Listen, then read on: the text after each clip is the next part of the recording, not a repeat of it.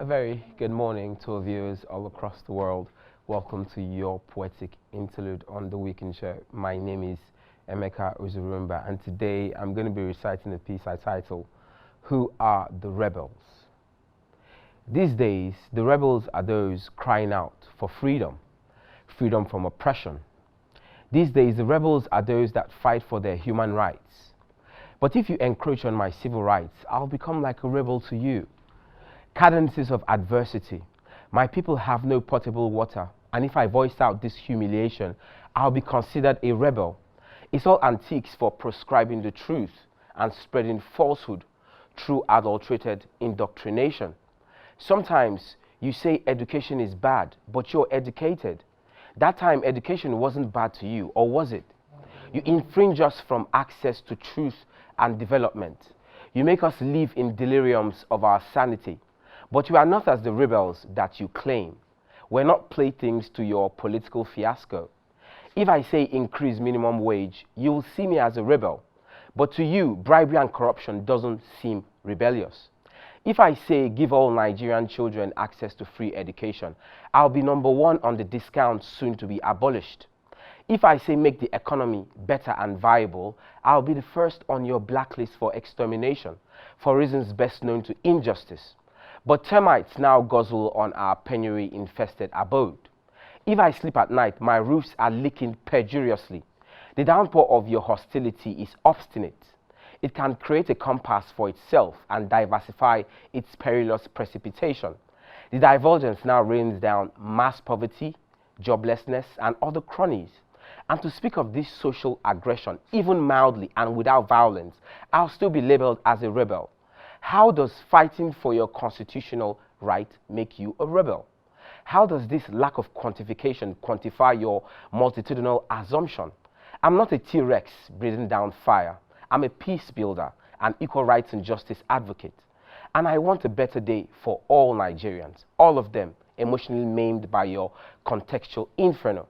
And yet you say that this climate of fear and suppression is not rebellious.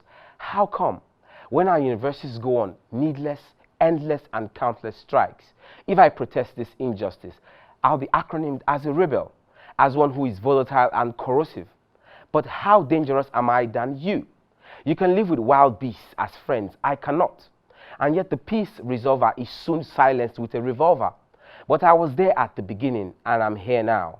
I died before you lived, so you can call me your ghost, the one who will look back at you in the mirror and call you false.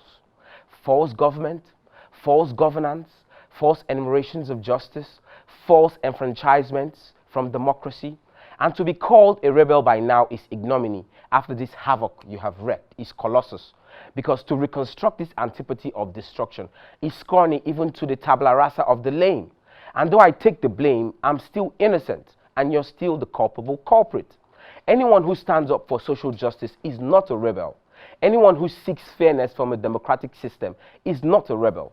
Anyone who fights for the freedom of the masses is not a rebel. Anyone who takes a non-violent approach to ensuring the betterment and safeguard of his society is not a rebel. We will not become brutes ourselves to tame a brute. We will not become cannibals to curb a cannibal. We will always resolve to a peaceful redress because the times have changed. The times of taking up arms to use an eye for an eye policy is long gone.